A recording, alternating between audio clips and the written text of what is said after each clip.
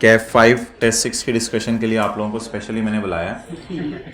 तो ये जो सवाल है ना, जो टेस्ट में आया था, ये ना 30 मई को आया था। पहली बात तो इसमें ये है। दूसरी बात है कि इसका क्वेश्चन नंबर 1 था। अच्छा, चलते चलते चलते चलते सवाल में जब आपने रीडिंग टाइम में पढ़ा होगा, मुझे पता है आप रीडिंग टाइम साथ ही शुरू नहीं करते, रीडिंग टाइम पहले 2-3 मिनट देते हैं। तो रीडिंग टाइम में मुंह क्यों बना रहा है? जब आपने रीडिंग टाइम में पढ़ा होगा तो आपको पता चल गया होगा कि कैरिंग अमाउंट सारी चीज़ों की अवेलेबल हैं। तो मैं दीवाना वार जो कैरिंग अमाउंट्स निकाल रहा था, तो मेरे से बड़ा दीवाना कोई नहीं था। तो कैरिंग अमाउंट सारी चीज़ों के अवेलेबल हैं। क्या मतलब? कोई डेवलपमेंट है जिसको अकाउंटिंग वाले अमोर्टाइज कर रहे हैं शायद, और कम होती जा रही है। पीपी ही है, नज़र आ रहा है।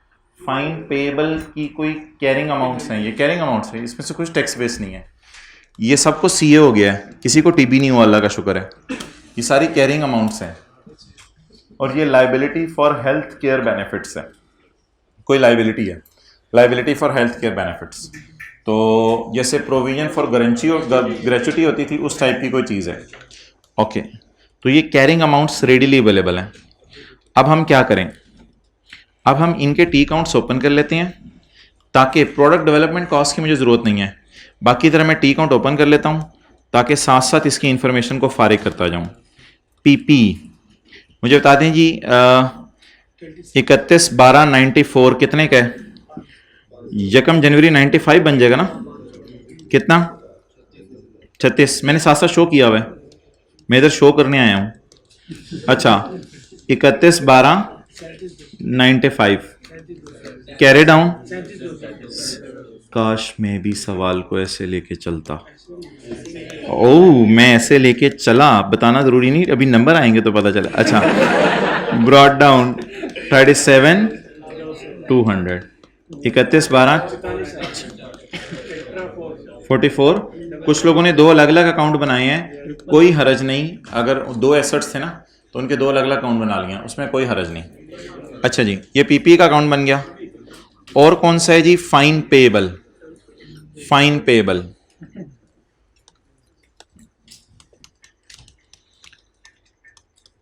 Fine payable 31/12/95, 31/12/96, 31/12/95, 31/12/96, 31/12/95। क्लोजिंग पेएबल कितना?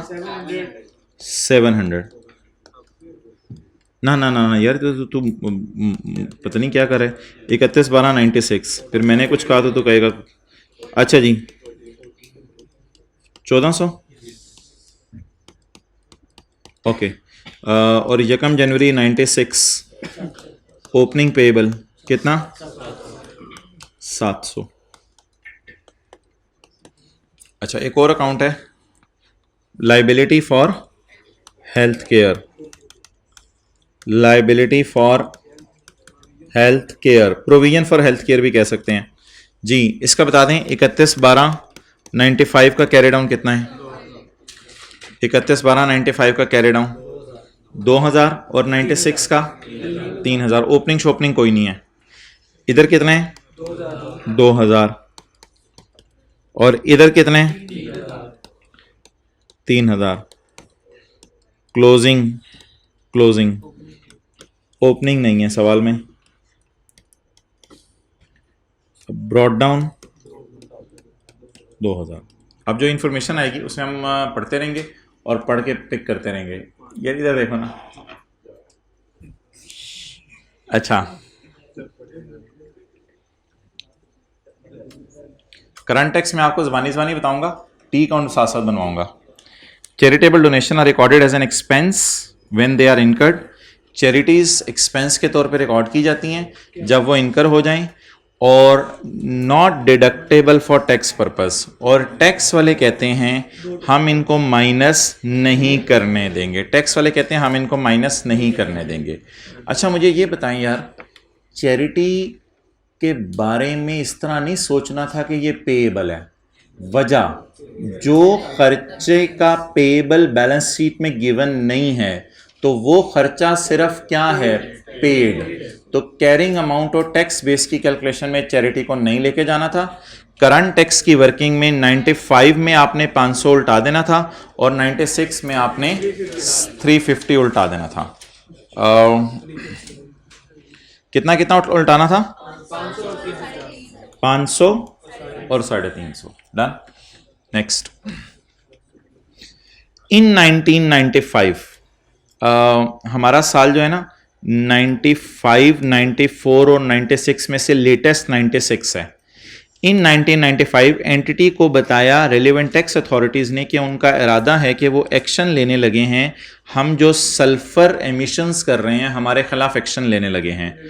ऑल्दो एज एट 31 दिसंबर 96, हमारे सवाल का आखिरी साल, although as at 31 December 96 the action has not yet come out. डरा रहे हैं हम एक्शन ले लेंगे लेकिन ले नहीं रहे, इसे कहते हैं वो करना।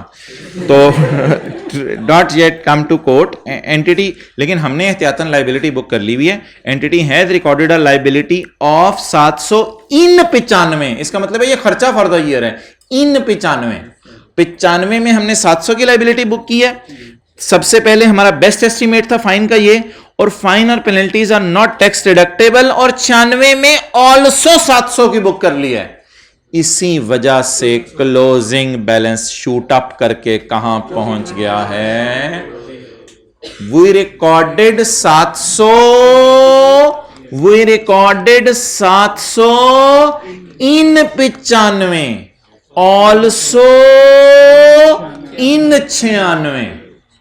लेकिन अभी तक केस कोर्ट में गया ही नहीं, तो पेमेंट्स गिवन ही नहीं सवाल में, तो इसका मतलब है पेमेंट कोई नहीं है। तो दो जगह से ये पता चल रहा था, सवाल के मुंह से पता चल रहा था 700 खर्चा है, सवाल के मुंह से ना भी पता चलता तो बैलेंस शीट से भी पता चल रहा था कि 700 और 1400 का डिफरेंस, कोई ना कोई खर्चा रिकॉर्ड होगा।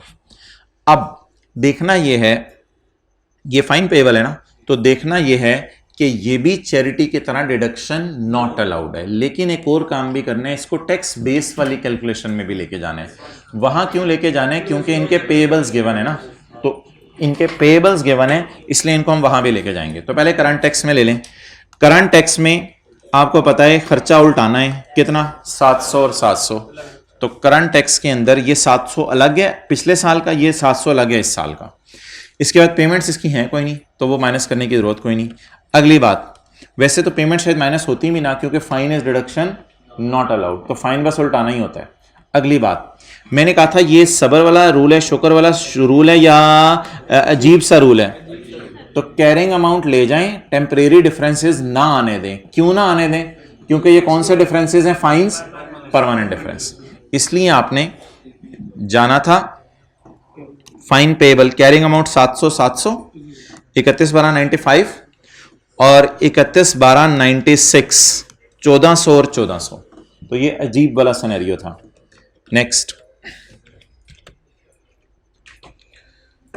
थोड़ा सा पीपीई ने टफ टाइम दिया था, आपको पता है हर सवाल में पीपीई टफ टाइम देने लग गया।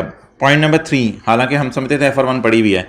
इन 1992 में एंटिटी ने इनकर किया 1250 cost in relation to development of new product IS 38।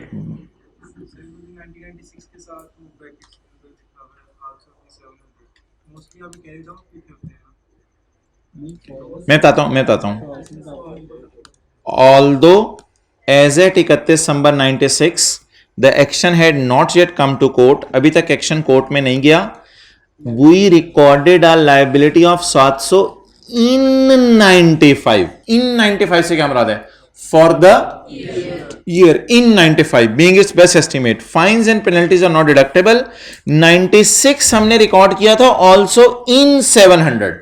और दूसरी बात यार, ये ऑल्सो यहां इस माने में लग रहा है कि फॉर द ईयर ही है, क्योंकि पहले भी इन 95 फॉर द ईयर वाली फिगर दी है। लेकिन स्टिल अगर आपको कंफ्यूजन है तो टी काउंट फिर आपको गलती करने से इंशाल्लाह रोक लेगा, क्योंकि अगर आप 700 को कैरी डाउन बनाना भी चाहेंगे 96 का, तो बैलेंस शीट क्या कह रही होगी, कैरी डाउन कितना है, 1400। ओके नेक्स्ट, ये तो आसान है। अगली चीज 1250 हमने डेवलपमेंट की थी। These cost were deducted for tax purpose in 1992 में ही ये खर्चे में चला गया था। और अकाउंटिंग वाले क्या कह रहे हैं, इसको अमोर्टाइज करो over a period of 5 years. At 31 December 94 the balance was 500. 31 दिसंबर 94 को इसका बैलेंस कितना था? 500. अच्छा, अब आप मुझे बता दें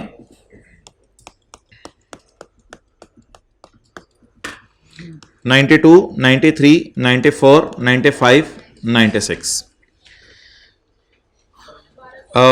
एक मिनट, टैक्स वाले क्या चाहते हैं मैं ऊपर शो करूंगा, अकाउंटिंग वाले क्या चाहते हैं मैं नीचे शो करूंगा.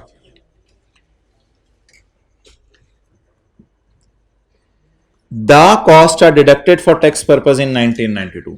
टैक्स वालों ने फौरन खर्चे में डाल दिया, तो टैक्स वालों की नजर में ये 1250 खर्चा हो गया, इस वजह से इसकी टैक्स बेस जीरो हो गई, इसकी टैक्स बेस जीरो हो गई. अकाउंटिंग वाले 1250 का खर्चा किया. अच्छा, इन 1992 द एंटिटी ने खर्चा किया 1250 का. तो आप बता दें, अगर सवाल खामोश होता तो हम कहते थे खर्चा या एडिशन साल के शुरू में ही हो गई है. आपको याद है ना, FR1 में इंट्रो में ये कहा जाता है एसर खरीदा, कब खरीदा, ये ज्यूम कर लो साल के शुरू में. तो इन 1992 1250 का खर्चा हो गया, इसको डेप्रिशिएट करवाएं 250, ये तो अमोर्टाइजेशन है ना, 250. अब आप WDVs बताएं इनकी 1000,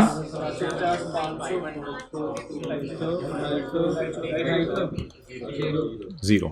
अच्छा, अब मोहतरम सवाल तो बहुत ज्यादा था, सवाल में चीजें, लेकिन हमने ये वाला देखना था, बस हमने ये वाला देखना था. क्या? नो अमोर्टाइजेशन उल्टाने की जरूरत, टैक्स वालों की कोई अमोर्टाइजेशन उल्टाने की जरूरत नहीं, सिर्फ खर्चा रिकॉर्ड कर दें 250 और 250. उल्टा हो गया. अकाउंटिंग अमोर्टाइजेशन उल्टाने की जरूरत है 250, और टैक्स वालों का खर्चा रिकॉर्ड कर दें 0 और 0, क्योंकि ऑलरेडी कहां रिकॉर्ड हो चुके हैं. समझ आ गई ये बात की. दूसरी बात, टैक्स बेस 0 आएगी, और कैरिंग अमाउंट अगर BD मिसिंग हुआ डेफर टैक्स का, मेरे शायद मिसिंग था, रिक्वायरमेंट में था शामिल, BD डेफर टैक्स का मिसिंग है, तो ये 250 चला जाएगा कहां पे? एज ऑन 31/12/94 में, एज ऑन 31/12/95 में, और एज ऑन 31/12/96 में. लेकिन ये कैरिंग अमाउंट्स हैं, इनके टैक्स बेस कितनी आएंगी? 0 आएंगी. जरा देख लेते हैं. डेवलपमेंट ऊपर से शुरू करें. डेवलपमेंट टैक्स बेस तो हमेशा 0, क्योंकि 92 में ही खर्चे में चला गया. 500 कम होके 250 हो गया, और डेप्रिशिएट होते होते किस पे चला गया? 0 पे चला गया. Okay, next. अगली एडजस्टमेंट अब आपने गौर से समझनी है, वो फिक्स्ड एसेट वाली थी. वो आपको टफ टाइम नहीं देना चाहिए था, क्योंकि इतना बड़ा कोई खास मसले वाली बात नहीं थी. इन 1995 entity entered into an agreement. अच्छा हो, ये एक और एडजस्टमेंट है, पहले ये कर लेते हैं. In 1995 the entity entered into an agreement with its existing employees to provide health care benefits to retirees. जो लोग रिटायर होंगे उनको रिटायरमेंट के टाइम पे पेमेंट नहीं मिलेगी, हेल्थ केयर का बेनिफिट मिलेगा. The entity recorded an expense, अब तो वादे लिख दी एक्सपेंस का लफ्ज, पिछले वाली कंफ्यूजन भी नहीं रही.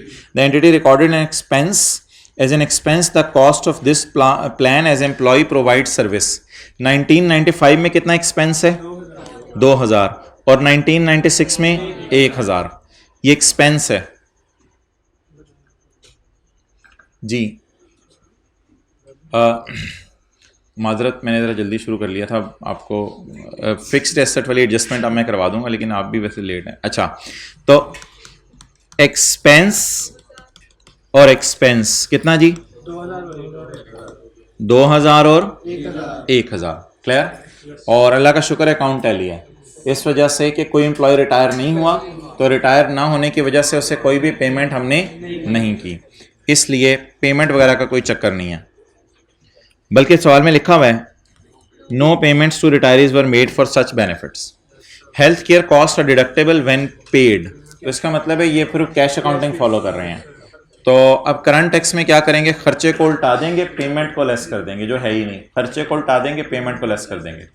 कैरिंग अमाउंट्स आएंगी, लेकिन टैक्स बेस इसलिए नहीं आएंगी कि टैक्स वाले इसको मान ही नहीं रहे अभी. तो कैश अकाउंटिंग फॉलो कर रहे हैं, तो कैश अकाउंटिंग में टैक्स बेस 0.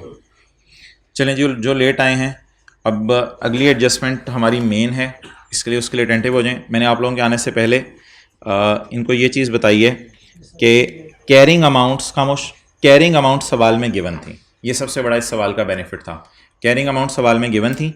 और ये हमारा पीपीई है, इसकी कैरिंग अमाउंट 36, 37, 200 और 44, 400।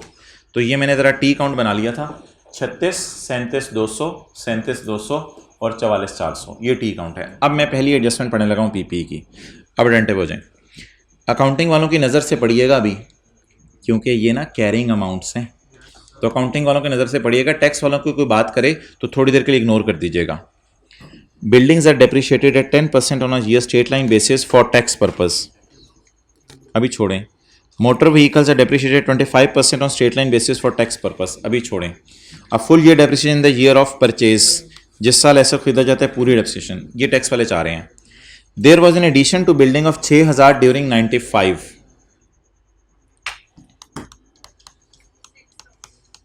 Clear, and in vehicle 15,000।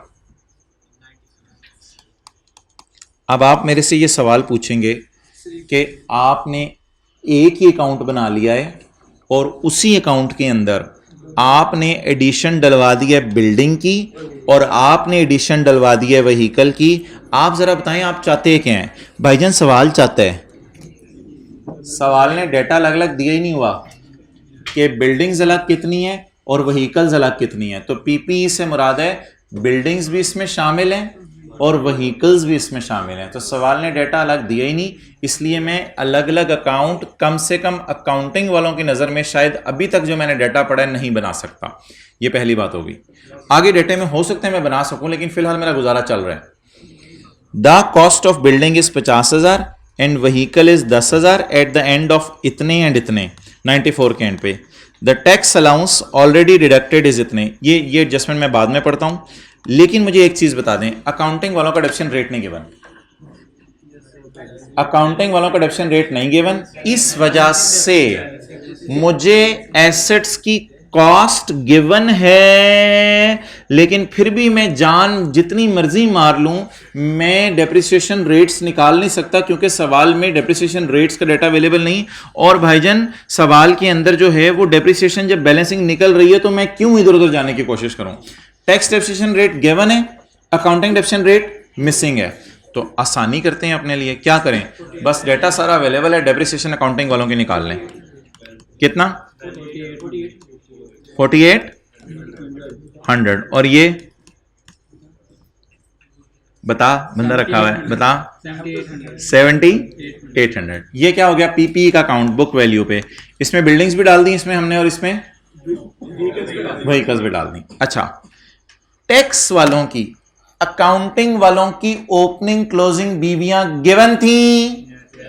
और बोले अकाउंटिंग वालों की ओपनिंग क्लोजिंग बीवियां गिवन थी, एडिशंस गिवन थी, डिस्पोजल सवाल में थी नहीं, डेप्रिसिएशन निकल आई। टैक्स वालों की बीवियां गिवन नहीं, लेकिन डेप्शन गिवन है, डेप्शन रेट गिवन है। तो इस सवाल मजे का था, टैक्स वालों की क्या नहीं गिवन? बुक वैल्यूज नहीं गिवन, टैक्स बेस नहीं गिवन, लेकिन क्या गिवन है? कॉस्ट भी गिवन है और रेट भी गिवन है। और एक चीज जिसने आपको टफ टाइम दिया, जो आई कैप लफ्ज यूज नहीं करता, वो टैक्स डेप्रिसिएशन। टैक्स अलाउंस को टैक्स डेप्रिसिएशन कहते हैं। अब पढ़ें सवाल, थोड़ा सा टफ टाइम दिया होगा इसकी वजह से शायद कुछ लोगों ने गलत भी कर दिया, माजरत। The cost of building is, यार आइंदा ना टेस्ट के लिए इसको बदल दो लफ्ज को, क्योंकि आई कैप यूज नहीं करता तो हम क्यों करें, लेकिन फॉरेन ऑथर सारे टैक्स अलाउंस का लफ्ज यूज करते हैं, इसलिए कभी ना कभी खुदा ना खास्ता ये आ जाए तो लफ्ज आपके जहन में होना चाहिए। The cost of building is 50,000 and vehicles is 10,000 at the end of 1994 जी। तो ये कॉस्ट है, ये कॉस्ट है, बिल्डिंग है। दूसरा कौन सा है? Vehicle, vehicle. लेकिन मैं अकाउंट इसका बुक वैल्यू पे ही बनाऊंगा, किन के मुताबिक? क्योंकि मुझे अलग अलग डेटा अवेलेबल है। The cost is 50 and the cost is 10। The tax depreciation on the assets already taken is 40,000 for building, the tax depreciation on the assets already taken is 5,000। अब अगर कोई ऑलरेडी टेकन का मतलब ये समझाए ना कि इस 50,000 में से ये ऑलरेडी टेकन है, तो मैं ये समझूं कि 50,000 की मेरी बिल्डिंग की कॉस्ट है और डेप्रिसिएशन ऑलरेडी टेकन 40 है, तो शायद ये बुक वैल्यू है। नहीं नहीं नहीं नहीं नहीं नहीं, बड़ा वाज़े उसने लिखा हुआ है the cost is 50 and the cost is 10। Already taken से मुराद है already recorded as per tax rules, यानी accumulated depreciation. The tax depreciation on the assets already recorded, अच्छा लफ्ज है, इज 40 एंड 5। अब आप 50 में से 40 माइनस करेंगे तो ओपनिंग डीवी आ जाएगी, और 100 में से 5 माइनस ऑलरेडी टेकन से मुराद पिछले सारे सालों की, ऑलरेडी टेकन पिछले सारे सालों की, it means it is accumulated depreciation. तो बताएं जी, कितना माइनस कितना? 50 माइनस 40 कितना? 10,000। और इधर बोलें 10 माइनस 5, 5,000। नेक्स्ट उमेर भाई, बस 2-4 मिनट। अब आप देख लें जी, बिल्डिंग को डेप्रिशिएट करें 10% स्ट्रेट लाइन पे, और मोटर व्हीकल को डेप्रिशिएट करें 25% स्ट्रेट लाइन पे। कॉस्ट पकड़ लें, 50 है और 10 है, और एडिशन भी है सवाल के अंदर। क्लियर? अब आप इधर ही खड़े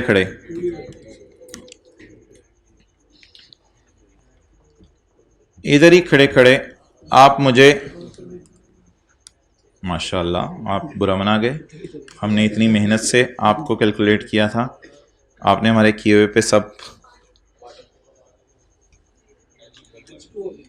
अच्छा जी, depreciation 95 vehicles, depreciation 96 vehicles, done.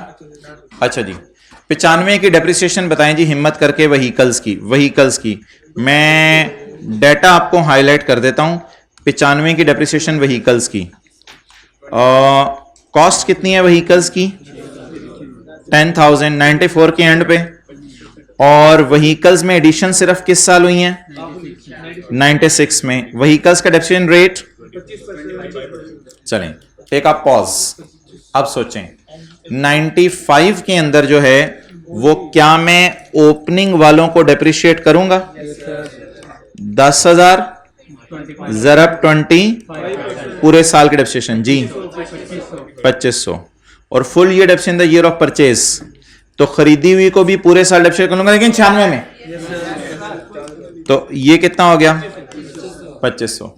96 की डेप्रिसिएशन ओपनिंग, बोलें 10,000, ये तो पढ़े देंगे ना, जो ओपनिंग पढ़ी है तो हमेशा पढ़े देंगे। 10,000 इंटू 25, 2500। एडिशन जरा 376250। अच्छा, इसी तरह आपकी डेप्रिसिएशन किसकी निकल आएगी? बिल्डिंग की। वो निकालने की जरूरत नहीं, बिल्डिंग्स आर डेप्रिशिएटेड एट 10%, तो बिल्डिंग्स 6,000 की हैं, तो ये एडिशन लकीली 95 में ही हो गई हैं। तो फिर ऐसी सूरत में क्या होगा जरा सोचें, 95 में ही एडिशन हो गई बिल्डिंग, तो 50,000 को आप करेंगे 10% 95 में, और 50,000 के अलावा एडिशन होंगी 6,000 की, उनको भी आप करेंगे 10%, तो आप 50 जमा 6 अगले साल 56,000 हो जाएगा। अब इस साल एडिशन कोई नहीं आएगी, ओपनिंग होगा 56,000 और 56,000 के ऊपर डेप्रिसिएशन का रेट लगा देंगे। तो एक अकाउंट बना लेना काफ़ी है, 2 अकाउंट बनाने की बजाय। व्हीकल वाला अकाउंट अब मैं पूरा कर लेता हूँ। तो व्हीकल वाले अकाउंट में मुझे बता दें डेप्रिसिएशन पहले साल की कितनी निकाल ली आपने? 2500। तो कैरी डाउन 2500 डन। इसके बाद व्हीकल अकाउंट में ब्रॉड डाउन 2500 एडिशन 15,000 डेप्रिसिएशन अभी निकाली थी 62 और कैरी डाउन 11,250। इसी तरह आपका किसका अकाउंट बन जाना था? बिल्डिंग का। पता नहीं सोल्यूशन में बिल्डिंग और व्हीकल का अलग अलग अकाउंट बनावे या इकट्ठा अकाउंट बनावे। बिल्डिंग और व्हीकल का अगर इकट्ठा अकाउंट बनावे तो ये तो जुल्म है। ओ तेरी खैर, बड़ा हाई लेवल का अकाउंट बनावे। बिल्डिंग और व्हीकल का इकट्ठा अकाउंट बनावे पीपीई का, एज पर टैक्स रूल्स। कोई मसला नहीं, खैर जैसे मर्जी करेंगे वो तो इट्स अप टू यू। ठीक है, ओवर। हाँ जी, 1 मिनट ऑन रखना। हाँ, DTL और DTE का अकाउंट दिखा दें, इसके अलग पैसे हैं यार। ये जो है ना ये अकाउंट है। चलें, वो देख रहे हैं मेरा एंड तक मैच किया या नहीं। अच्छा जी, अल्लाह हाफिज़, अल्लाह आपके भाग लगाए।